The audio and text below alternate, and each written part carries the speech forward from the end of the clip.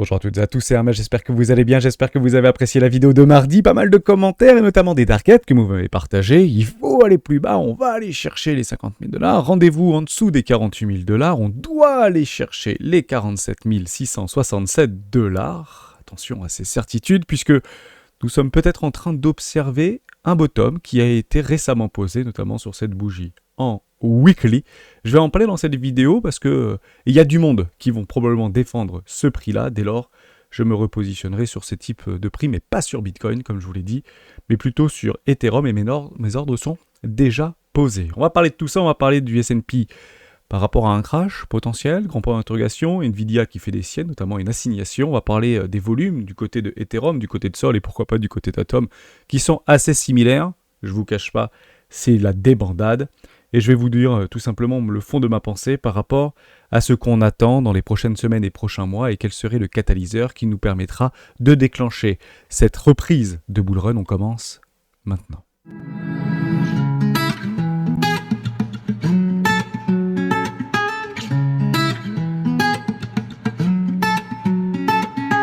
Avant de commencer, je vous invite toujours à rejoindre le Squad des rois du marché. Vous trouverez le lien dans la description. À l'intérieur, une documentation qui s'appelle la stratégie des 4 rois. N'hésitez pas à l'utiliser, vous en imprégner, vous en inspirer pour vous aussi. Trouver votre propre style d'investissement, que ce soit sur le court, moyen, long terme, très long terme, crypto-actif, marché traditionnel et bien plus encore. Elle est complètement gratuite et disponible en téléchargement. Si vous voulez aller plus loin, depuis septembre, on rouvre l'Académie des rois. Donc beaucoup d'inscriptions depuis le début de la semaine. Donc merci à vous. Je ne serai pas seul cette année, nous serons au total de 5 et on partagera nos perspectives respectives avec plus de masterclass, plus de one-to-one, des entretiens individualisés, du trading, du scalping, de l'intraday, du day trading. N'hésitez pas à nous rejoindre si vous voulez en savoir plus, ça commence dès la fin du mois au plus tard. Je commence avec Bitcoin. Bon, on voit une magnifique petite bougie et on peut trouver toutes les patterns possibles et imaginables par rapport à ce qu'on est en train d'observer et généralement, c'est ce qu'on voit au sein de range. Ici, vous avez une spinning top. Très bullish en réalité cette bougie hebdomadaire. Vous avez également une abandon spinning bullish pattern avec ces 4 bougies. Donc généralement c'est 3 bougies, mais on a bien clôturé la bougie hebdomadaire du 19 août au-dessus du précédent high. Donc encore une fois, on peut partir du principe que cette bougie est une bougie haussière qui sera donc défendue. Et il est possible que nous ayons trouvé le bottom de marché pour 2 raisons. La première raison, c'est celle-ci. Moi, j'aime bien utiliser les volumes profile. Et si vous regardez au niveau des volumes profile, juste là, sur ma gauche, vous avez en fait plus d'exécution d'ordre sur ces quelques jours de transactions par rapport à un changement de main, là où on a poussé de façon extrêmement violente pour aller détrôner beaucoup de vendeurs à découvert, que vous en ayez eu beaucoup plus tôt, beaucoup plus bas, ou que vous en ayez eu notamment actuellement sur ces niveaux de prix aux alentours des 56 000, 58 000 ou 60 000 $. Donc ici, ça sera défendu. C'est aussi le premier arrêt. Et on le dit souvent, tant que le premier arrêt tient, le plus probable, qu'est-ce que c'est? C'est de faire un nouveau plus haut. Dès lors, conservez cette petite musique dans le coin de votre tête. C'est très important. Moi, je la conserve et je me la répète systématiquement. Je conserve toujours cette idée. Tant le premier arrêt tient de tout le précédent mouvement, l'objectif, c'est de faire un nouveau plus haut. Si on doit, malheureusement, aller chercher de nouveaux plus bas, alors, il faudra peut-être le faire ce mois-ci. Dès lors, je partage peut-être la vision de beaucoup de mes confrères et vous dans les commentaires par rapport à un mois de septembre peut-être catastrophique. Et est-ce que ce serait pas bien pire que prévu? La question reste complètement ouverte. Je vais partager cette idée tout au long du mois de septembre et l'invaliderai très probablement à partir du mois d'octobre, puisque là, à ce moment-là, on ira plutôt dans le sens contraire. C'est généralement des très bons mois au niveau de la cyclicité, octobre, novembre, décembre, par rapport à ces ruptures technologiques, notamment blockchain, Bitcoin en premier lieu. Je passe en 14 périodes et je vais retourner sur ma charte que j'ai l'habitude de vous montrer, même si c'est très brouillonné aujourd'hui. On va pas regarder la charte, on va regarder tout simplement notre RSI en 14 périodes et je trouve ça extrêmement positif par rapport à ce qu'on est en train de vivre actuellement. Donc actuellement, les 14 jours ne sont pas encore clôturés, ils seront clôturés qu'à partir du, on va le prendre ici, 9 septembre. Donc c'est bientôt. Pas de problème avec ça. Ici, première fractale. Ici, deuxième fractale. Ici, troisième fractale. Si je passe en mensuel, c'est juste magnifique. On est exactement sur le même point d'appui des 60. Dès lors, si on dit qu'on est à 60, c'est au-dessus des 50 de la neutralité. Dès lors, pour le commun des mortels, comme pour les institutionnels, notamment en 14 périodes ou en 21 périodes, c'est boule. C'est boule, ni plus ni moins. Donc, si on voit du bear dans ce qu'on est en train d'observer, c'est une mauvaise représentation technique par rapport à la situation du marché. Donc je pense que si on vient à clôturer ici, Bon, 56 000, 55 000, 53 000, pourquoi pas faire peur à tout le monde, et voire plus bas, faire une mèche pour réintégrer derrière. Si on clôture aux alentours des 58, 59, 60 au niveau de notre RSI, c'est peut-être la dernière fois qu'on verra ce type de prix, puisque généralement, après au mois d'octobre, novembre, décembre, ça pète. Novembre, octobre, décembre, ça pète. Octobre, novembre, décembre, ma foi, est-ce que ça va péter? Très bonne question. Qu'est-ce qui nous empêche en fait de penser ça? Parce que je vous l'ai souvent dit, par rapport à ce fameux pivot de la Fed, qui, pour certains d'entre nous, et je m'inscris dans cette logique, n'est pas forcément de bon augure, puisque la croissance est forte, le chômage reste sous contrôle, 4, 4,1, 4,2, on devrait repasser à 4,1, on aura les résultats demain, et ce sera, je pense, une bougie, pourquoi pas catalysante, donc faites attention si vous voulez trader demain, soyez vigilants, et l'inflation. Et l'inflation semble avoir une direction plutôt dégradante, donc positif, si on veut éventuellement continuer à apercevoir du vert devant nous. Or, il y a le pivot de la Fed, qui est même probablement, pour certains insiders et économistes, un pivot fort, avec une baisse de 0,5%. Dès lors, je me demande si on doit catalyser quelque chose et actionner ce pivot agressif, c'est qu'il y a peut-être quelque chose que j'ai loupé. Est-ce qu'on peut parler des carry trades? C'est toujours en cours. Certains pensent qu'au niveau des liquidités, on les a quasiment toutes absorbées. Je ne pense pas, personnellement. Mais donc le carry trade, pour moi, est toujours enclenché. Est-ce qu'il y aura un effet domino par la suite? Pour l'instant, je ne le vois pas. Alors, ça ne veut pas dire qu'on ne peut pas le voir. Ça veut dire que moi, je ne l'ai pas vu personnellement et que les médias, que j'ai l'habitude de regarder, n'en parlent pas. Dès lors, est-ce que je vais essayer de chercher, et j'ai essayé de chercher, croyez-le ou non, pendant plusieurs heures, à trouver s'il y aurait éventuellement un déclencheur ou un catalyseur d'un point de vue économique, macroéconomique, microéconomique, du côté du Japon, du côté de l'Asie, du côté de l'Europe ou du côté des États-Unis. Bon, je vous le dis franchement, je le vois pas, c'est pas très différent de ce qui s'est passé il y a 3 mois, donc on peut malheureusement pas catalyser un crash sans précédent. Mais c'est vrai que lors du pivot, généralement, on observe ce type de dégradation. Maintenant, si on le voit pas, on le constate pas. Si on le voit, ou si on y croit ou n'y croit pas, moi personnellement j'ai décidé de le subir. Par contre, il y a quelque chose qui est très important par rapport à nos indicateurs techniques que nous utilisons. À quel moment en fait on actionne la certitude absolue d'une récession imminente? Je vous le dis, je vous le redis, c'est lorsque cette petite courbe noire, qui représente les taux directeurs à 10 ans, actuellement positionnés entre les 5,25, les 5 et les 5,25 ou 5,25, 5,50. Bon, cette ligne noire juste ici. Et qui passe et qui crosse en dessous de cette ligne bleue qui représente sur le marché secondaire les obligations terme à 10 ans. Si vous voyez en fait un cross de cette ligne bleue, juste ici, je vais d'ailleurs la mettre en bleu, par rapport à cette cross noire juste là, à ce moment-là, vous avez la garantie ou la quasi-certitude, on va l'arrondir, 98,8%, permet d'être un petit peu relativement précis. À ce moment-là, c'est récession quasiment imminente et c'est une quasi-certitude absolue. Actuellement, je ne le vois pas, donc pour moi, pas de récession. Beaucoup vont essayer de la prétendre, beaucoup vont essayer de la valider. On l'attend par rapport à des données techniques, notamment mensualisées, et je ne le vois pas. Donc tant qu'on n'a pas nos propres indicateurs techniques, nos propres conversions techniques, il ne faut pas le jouer. C'est pas au moment où on anticipe la récession qu'il faut prendre nos jambes à nos vous, c'est au moment où on la constate. On ne l'anticipe pas, on la constate, et à ce moment-là, on peut... pourquoi pas la jouer, ou en tout cas se protéger de la meilleure des façons, et je vous en ai très souvent parlé. Voilà, ça c'est quelque chose d'extrêmement important. Deuxième petite chose, par rapport à de la technique plutôt court terme, notamment en daily, par rapport à ces trendlines, je vous en parle très souvent, je les joue régulièrement, c'est comme ça personnellement que je travaille. Bon, ça fait plutôt office ici, pas de résistance, oblique, donc on prend des profits où on achète, pour des profits pour les vendeurs à découvert, on achète des trendlines baissières. Cette trendline a parfaitement été rachetée par rapport à une prise de liquidité sur ce lot juste ici du 15 août. Donc c'est un lot hebdomadaire également. Bon, on voit que c'est un petit peu de trading, c'est relativement dégradé, c'est peut-être un petit peu troublant de l'observer, mais je pense et je peux éventuellement anticiper une forme de bottom provisoire hors catalyseur aux alentours des 49 000 $. En fait, si c'est boule, on n'a potentiellement rien à faire en dessous vu la bougie en fait de volume qui a été exercée. Énorme bougie de volume. Généralement, je vous le dis, c'est un bottom qui peut être posé. Maintenant, je ne le vois pas techniquement, je l'anticipe peut-être un tout petit peu trop pressant, mais on peut partir du principe qu'un bottom peut se positionner sur cette bougie-là et on pourrait ne pas la revisiter tout simplement. Ça, c'était côté Bitcoin. Côté Ethereum, parce que c'est ce qui m'intéresse le plus vis-à-vis d'une situation potentiellement technique, je vous en avais parlé par rapport à ce tout petit trade qui est assez contrarien, contre-tendance, avec un stop aux alentours des 2290, donc je vais le remettre exactement 2290, je vois pas pourquoi ça a bougé, ici par rapport à un stop, et on voit qu'on ne l'a pas touché. Vous voyez, il y a une petite dégradation juste ici. Bon, quand je vous donne en fait ces trucs-là, ne les jouez pas forcément. Utilisez comme des potentielles invalidations, si vous voulez, puisque si on se fait péter ça, ça veut dire qu'on va probablement craquer beaucoup plus fort, avec une accélération baissière et une cascade de liquidation. Donc moi j'utilise plusieurs confluences, plusieurs obliques, des trendlines, Ichimoku Kinkoyo, les bornes de Bollinger, et quand en fait je positionne ces stops, ils sont difficiles à les péter.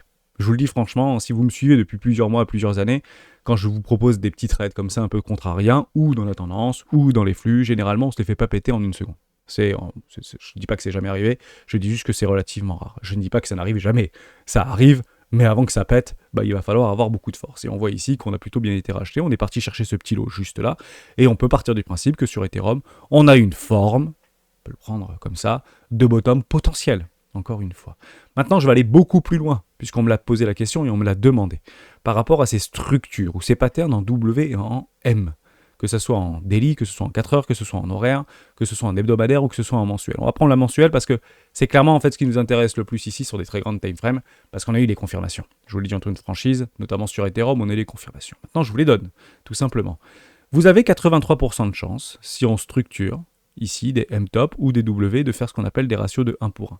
Ça arrive dans 8 fois sur 10 lorsqu'on vient avoir les confirmations. Actuellement, je ne l'ai pas la confirmation, encore une fois, sur Bitcoin, puisqu'on a bien ravalé au-dessus des 59 000 ou au pile 59 000 $. Mais si on venait à casser cette petite structure, on actionnerait un objectif de prix aux alentours des 39 500, 40 000 $ à peu près. Bon, ça peut être considéré pour vous comme une magnifique opportunité pour aller chercher un catalyseur venu de je ne sais pas trop où pour aller chercher cet objectif de prix. Dès lors, on s'y prépare, puisqu'on a décidé de le subir. On ne va pas vendre ici massivement pour dire ça va partir plus bas, donc je vais racheter ici. C'est exactement ce que la manne financière souhaite qu'on fasse, bien évidemment, qu'on vende des supports, aussi hypothétiques soient-ils, et qu'on achète des résistances lorsqu'on voit que ça commence vraiment à partir et que là ça devrait exploser, Donc on vend ici, ou on vend ici pour aller racheter ici, en vue d'essayer de... Bon, vous imaginez bien que vous avez perdu pas mal, et puis on peut se retourner lors de réintégration, et c'est clairement ce qu'on ne veut pas voir. Donc on essaye d'acheter quand ça baisse, quand ça se dégrade, sur des supports, et le meilleur support c'est le premier arrêt, et on est tout simplement actuellement, je dis bien actuellement, pas très éloigné de venir le retravailler aux alentours des 52, 51 000 $. Pour l'instant, je ne le joue pas, puisque je n'ai pas cette confirmation-là. Et ce ratio de 1 pour 1 est toujours d'actualité, mais la pattern n'a pas été actionnée. En revanche, sur Ethereum, ça a été fait. On va pas se mentir, vous avez des structures en M-top qui ont été mises en place, juste ici. Donc on va le prendre ensemble, avec un objectif de cours, 83% de chance d'aller visiter les 1500 $. Moi, j'ai mon invalidation juste en dessous. Donc, est-ce que sur une grosse bougie de liquidation, est-ce qu'on peut aller chercher, etc. Je dis que c'est complètement possible, je ne dis pas du tout le contraire. Maintenant, est-ce que je ne vais pas les jouer ? Si, je vais le jouer, et je vais le jouer très fort, et je continuerai à actionner, moi, des leviers ici, au niveau de mon long qu'on est en train de construire aux alentours des 2200 $, puis pourquoi pas aller chercher les 1500 ou 1600 $ pour doubler ma position, et on avait décidé de construire ce long qui est en cours à la fois sur DYDX et à la fois sur Biget, tout simplement. Bon. Est-ce qu'actuellement, il faut être dedans ? Oui, il faut être dedans. Et il faut le jouer, et vous pouvez même le jouer pour être ma propre contrepartie, ou moi, que je sois votre propre contrepartie. Ensemble, tous les rebonds sont maintenant faits pour être shortés. Il n'y a pas le choix. Tout ce qui rebondit est fait pour être shorté. Et on viendra essayer de casser des trendlines. Puis, ce sera shorté. Puis, ce sera shorté. Puis, zone de rechargement de vente, ce sera shorté. Puis, éventuellement, d'aller chercher des clusters de liquidité qui se trouvent au-dessus des précédents highs, ce sera shorté. Puis, à un moment donné, on aura tellement shorté, on aura cramé le capital qu'on aura vu qu'on s'est fait tout simplement retourner. Donc, ici, plutôt du premium pour des acheteurs. Alors, on ne va pas se positionner en tant qu'acheteur si on commence à arriver, on réintègre ce range précédent, même si ça peut être considéré comme un espèce de flux ou un retour de flux, mais tous les rebonds sont faits pour être shortés par rapport à des patterns. Dès lors, il faut se poser contrepartie. Contrepartie de vendeurs à découvert qui se positionnent avec des certitudes par rapport à des acheteurs qui sont dans une situation extrêmement inconfortable, tout simplement.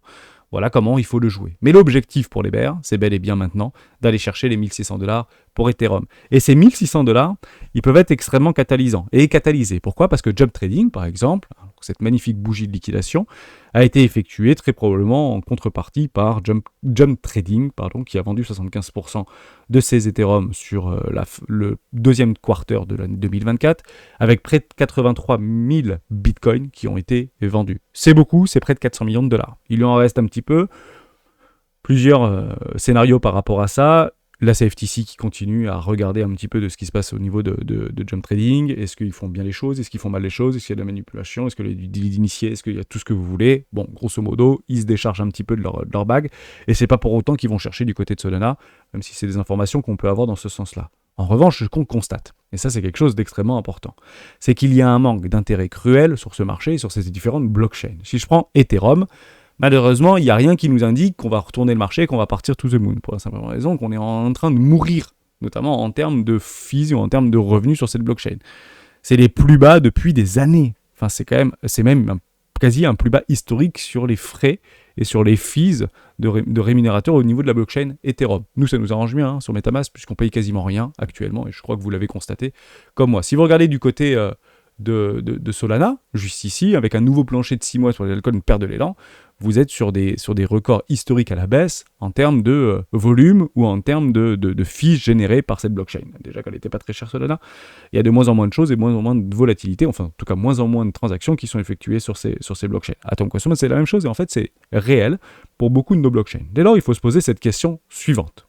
Qu'est-ce qu'on attend pour retrouver une forme d'intérêt sur ce marché? En somme, qu'est-ce qu'on attend pour avoir de la demande? C'est pas compliqué, la demande est binaire. Elle attend toujours quelque chose. La demande attend qu'on réponde à des besoins. Si vous répondez à des besoins, la demande suit.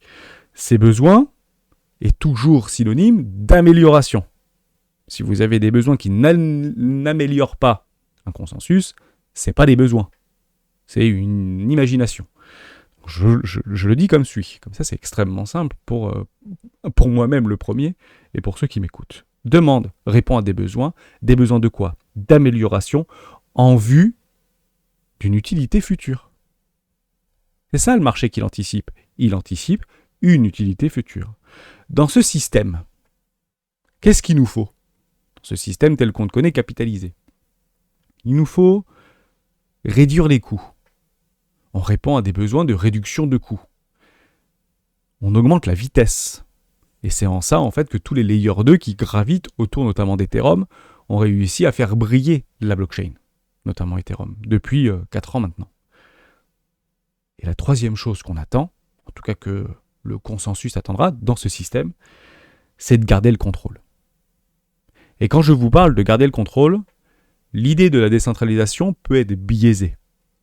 Mais ce n'est pas ce qu'on est en train d'observer, pour la simple et bonne raison qu'aujourd'hui, les États-Unis sont le premier validateur ou le premier sécurisateur, je ne sais pas si on le dit comme ça, de la blockchain Bitcoin. C'est quelque chose d'extrêmement important. Et c'est en ça qu'on garde le contrôle.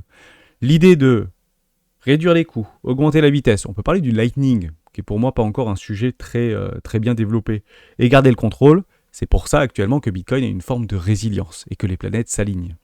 Je ne dis pas qu'on ne peut pas aller faire de nouveaux plus bas sur Bitcoin. Hein. Je ne sais pas du tout ce que je suis en train de dire. Même si vous avez des énormes bloqueurs, et vous avez le dernier bloqueur, il est ici, 42 200$, si vous prenez Shimokuyo notamment. C'est la même chose sur Ethereum. Ethereum est arrivé beaucoup plus tard par rapport à des validateurs, mais si vous regardez un petit peu sur la planète qui sont les validateurs Ethereum, vous allez comprendre en fait que l'objectif c'est ici, encore une fois, de garder le contrôle. Le contrôle, il n'est pas forcément dans sa détention, il est également dans sa supervision, dans un cadre juridique extrêmement clair. Et alors, peut-être que je blesse certains en disant que cette idée de décentralisation n'est peut-être qu'une chimère, et que très probablement qu'il faudra aller se diriger autre part pour pouvoir effectivement essayer d'assouvir ses besoins de décentralisation pure, notamment sur des blockchains qui sont privés, comme Monero par exemple, ou Zcash, ou Dash, ou d'autres bien évidemment, que vous pouvez utiliser au quotidien et qui aujourd'hui ne sont clairement pas dans le viseur des plus grosses baleines, si j'ai envie de dire comme ça, puisque l'objectif c'est de faire venir un maximum de retail en vue de vendre nos tokens beaucoup plus haut. Je finirai par 2 petites news, et des news encore une fois qui sont extrêmement importantes. La première c'est celle-ci, les planètes continuent à s'aligner, le Japon envisage de réduire son imposition de gains crypto de 55% à 20%. C'est pas rien, c'est clairement pas rien. Hein. On invite les gens et les Japonais à s'intéresser via des outils. L'État n'a qu'un seul levier, c'est la fiscalité. S'il réduit la fiscalité, c'est qu'il accepte et qu'il épouse cette technologie-là. Très positif dans un pays très technologique. Ici, j'avais les crypto-monnaies, les données de liquidation. Oh, je ne voulais pas forcément vous en parler, mais je vais quand même vous en parler. Bon. Les données de liquidation, je voulais vous en parler plutôt demain dans le live, seraient fausses et largement sous-déclarées. C'est un mythe qu'on a depuis 2021, 2020-2021, où notamment sur les open interest du côté de Coinalyse, ont souvent été sous-estimés ou sous-évalués. Alors je vous le montre en mille, si on passe en semaine, effectivement, au niveau des données de liquidation, il y a eu un avant et un après. Le avant et le après. Voilà, un petit peu le truc. En fait, on a la réponse, et je la connaissais pas cette réponse, donc je vais d'ailleurs le tweeter. Ça viendrait d'ici, tout simplement. Pour fournir un environnement commercial équitable, Bybit, septembre 2021, pour optimiser les flux de données des utilisateurs, Binance en avril 2021, ces exchanges ont modifié leur API WebSocket de liquidation pour effectuer une liquidation par seconde au lieu de signaler toutes les liquidations. OKEx envoie également un maximum d'une commande par seconde et par contrat, et leurs données ne représentent donc pas le nombre total de liquidations. Vous savez quoi ? Je ne le savais pas. Dites-moi dans les commentaires si vous saviez cette information-là. Donc il semble que c'est un travail très sérieux et qui... ce soit le statu quo. Mais j'étais pas au courant de ça. Donc en fait, ils mentent pas sur la liquidation, ils fournissent par rapport à une base de calcul d'une liquidation par seconde. Et quand vous avez des bullshit de 16%, croyez-le ou non, il y a plus d'une liquidation par seconde. Vous le comptez initialement, mais il y en a bien plus que ça. Vous pouvez bien sûr vous en douter. Je finis sur, allez, peut-être une toute petite news, c'est celle-ci, puisque c'est quelque chose peut-être qui nous fait peur, et il faut plus en avoir peur. C'est par rapport au nombre de bitcoins qui sont détenus notamment par nos gouvernements, donc USA, Chine, Ukraine, Angleterre, et MTGOX. MTGOX, il resterait 46 000 bitcoins. C'est la seule, en fait, qu'on devrait éventuellement prendre en considération sur un court plus ou moins long terme, mais il faut partir du principe que, alors, c'est très important de bien le dire, ce sont les bitcoins qui restent à livrer. Donc, il peut y avoir une pression sur une quote-part plus ou moins non négligeable de ces 46 170 bitcoins. Important de bien le savoir. Tous les autres, pour moi, c'est un non-sens. D'ailleurs, Tesla, 9 000 bitcoins, un peu plus de 10 000 bitcoins. On est au-dessus de son prix pour Tesla. 55 000 $ pour information. C'était la target de Tesla par rapport à son retour vis-à-vis de ses ventes qui s'était passé en 2023. On les avait calculés ensemble. 55 000 $, Tesla est en bénéfice sur ces bitcoins. Côté USA et Chine, non. On comprend bien que l'enjeu est beaucoup trop grand. Et d'ailleurs, Donald Trump l'a dit, ils ne vendront pas les bitcoins des États-Unis. Et croyez-le ou non, ils ne le feront pas avant. Enfin, s'ils vendent des bitcoins aux États-Unis, je vous le dis franchement, les démocrates perdent l'élection présidentielle. C'est une certitude quasi absolue. C'est tellement un enjeu aujourd'hui politisé. Je ne pensais pas que ça allait être autant politisé. Il n'y a pas un bitcoin qui sortira des États-Unis. Je pense qu'ils seront plutôt dans le contraire. Et la Chine. Mais la Chine, encore une fois, par rapport à une forme de rapport de force entre l'Occident et l'Asie, je doute aussi qu'ils vont le vendre s'ils ne l'ont pas vendu. C'est qu'ils ne le feront pas, alors que c'est une obligation. Donc cette obligation court depuis des années. Et toujours pas vendu. La dernière petite chose qu'on peut éventuellement anticiper, c'est assez simple, c'est au niveau des mineurs. Ça, je pense que c'est important de le comprendre. Et cette petite chute liquidative vient effectivement, d'une prépondérance d'envoi de coins, de bitcoin, des mineurs vers les échangeurs. Ici, sur cette toute petite pointe verte, vous l'avez ici. Et cette petite pointe verte est en corrélation quasi parfaite par rapport à la chute. Donc on peut partir du principe que ce sont les mineurs qui ont envoyé plus ou un tout petit peu plus pour payer leurs frais de bitcoin sur les échangeurs et en vue de les vendre. Ils ne les envoient pas pour les holder ou ils ne les envoient pas pour les staker, vous pouvez bien sûr l'imaginer. C'est que pas, encore une fois, même s'il y a des outils aujourd'hui qui permettent potentiellement de tirer des rendements de bitcoin, on en reparlera prochainement. La troisième petite chose que je voulais vous dire, et à quel point ça va être probablement difficile de casser ces fameux 40 000 $ ou 48 000 $, c'est par rapport aux formes de liquidation. Et ça, vous les avez sur des centres traders. Je vous le dis franchement, les 48 000 $ doivent être défendus, ou 49 000 $ devront être défendus. Parce qu'avant de les péter, ceux-là, il va falloir être fort. Il va falloir être très fort. Donc je vous le dis, je peux vous le marquer, je peux vous le signer. Si il n'y a pas de catalyseur, on ne viendra pas sous les 49 000 $. S'il n'y a pas de catalyseur, on ne viendra pas aller chercher, on n'ira pas chercher les 42 000 si vous voulez quoi. Parce qu'avant d'aller chercher cela, il va falloir avoir beaucoup, et je dis bien beaucoup de force. C'est exactement ce qu'on avait vécu aux 70 000 $. Il y avait énormément de vendeurs à découvert. On était à un claquement d'eau d'aller les péter, on les a pas pétés, ça a été repoussé, on s'est retrouvé à 50 000. Donc on est toujours comprimé dans ce range, un range plus haut, qui n'est pas forcément propice à l'investissement pour des acheteurs, et qui attendent tout simplement des certitudes, donc des confirmations. Et ces confirmations, elles seront donc haussières à ce moment-là. S'il y a des catalyseurs, je pense que les 42 000 $ sera un bottom ou une zone de bottom tout à fait correcte pour pouvoir se positionner, et j'ai décidé de m'y positionner personnellement. Donc, je joue exactement ce que je verrai, je ne joue pas ce que j'espérerais, puisque je suis déjà positionné, mais croyez-le ou non, je pense que ça va être difficile d'aller chercher ces 50 000 ou ces 48 000 $, ou en tout cas repartir chercher cette petite mèche qui peut être considérée comme une mèche de bottom actuellement. L'avenir nous le dira, je ne connais pas l'avenir malheureusement, mais partez du principe que se positionner ici pour du swing, et notamment du swing long, peut être une bonne idée si on passait bien évidemment dans une zone de discount. Ciao.